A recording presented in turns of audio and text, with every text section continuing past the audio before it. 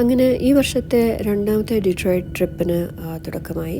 തണുത്ത് വിറങ്ങലിച്ച് പ്ലെയിനിൻ്റെ പുറത്തുനിന്ന് ഐസൊക്കെ മാറ്റാൻ വേണ്ടി ഡി-ഐസിങ് ഫ്ലൂയിഡൊക്കെ ഇട്ട് കഴിഞ്ഞ് ഞങ്ങൾ ഫാർഗോയിൽ നിന്നും പറഞ്ഞു.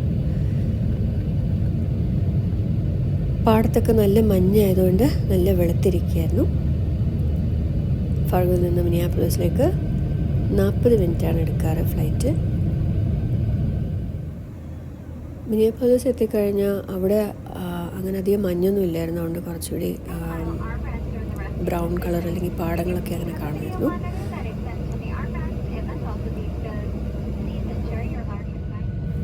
മിനിയാപോളിസ് എത്തിയപ്പോൾ രാവിലെ 8:30 അപ്പോഴത്തേക്ക് നല്ലപോലെ വിശക്കാൻ തുടങ്ങി. എയർപോർട്ടിൽ നിന്ന് തന്നെ ടോസ്റ്റഡ് അവക്കാഡോ വാങ്ങി നല്ലപോലെ ടോസ്റ്റ് ചെയ്ത ബ്രെഡിൻ്റെ പുറത്ത് അവക്കാഡോ തേച്ചിട്ട് മുട്ടയും പിന്നെ പുഴുങ്ങിയ ഉരുളക്കിഴങ്ങും ഒക്കെ ഉണ്ടായിരുന്നു. പിന്നെ അത് കഴിഞ്ഞ് ഗേറ്റ് കണ്ടുപിടിക്കില്ലായിരുന്നു. ഗേറ്റൊക്കെ ഉണ്ടെന്ന് മനസ്സിലായി സമാധാനമായി. പിന്നെ പ്ലെയിനിൽ കയറി അധികം വൈകാതെ തന്നെ ഡിട്രോയിറ്റ് എത്തി. ബാഗേജ് ക്ലെയിമിൽ പോയിട്ട് പെട്ടിയൊക്കെ എടുത്ത് ഊബർ പിടിച്ച് ഹോട്ടലിലെത്തി. കഴിഞ്ഞപ്പോഴത്തേക്ക് 4:30. പിന്നെയും വിശന്നു. മെഡിറ്ററേനിയൻ റെസ്റ്റോറൻറ്റിൽ പോയിട്ട് കബാബ് വാങ്ങി.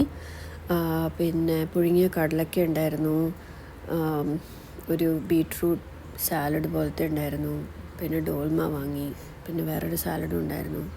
ഇതിൽ പുഴുങ്ങിയ കടലക്ക എനിക്ക് ഇഷ്ടപ്പെട്ടില്ല, ഞാൻ കളഞ്ഞു. പിന്നെ ചോറും കഴിച്ചില്ല. ഈ യാത്ര കഴിപ്പിന് വേണ്ടിയിട്ടുള്ള യാത്രയല്ല, വർക്ക് യാത്രയാണ്. സെയിൽസ് മീറ്റിങ്ങിൻ്റെ യാത്രയാണ്. തെറ്റിദ്ധരിക്കരുത്.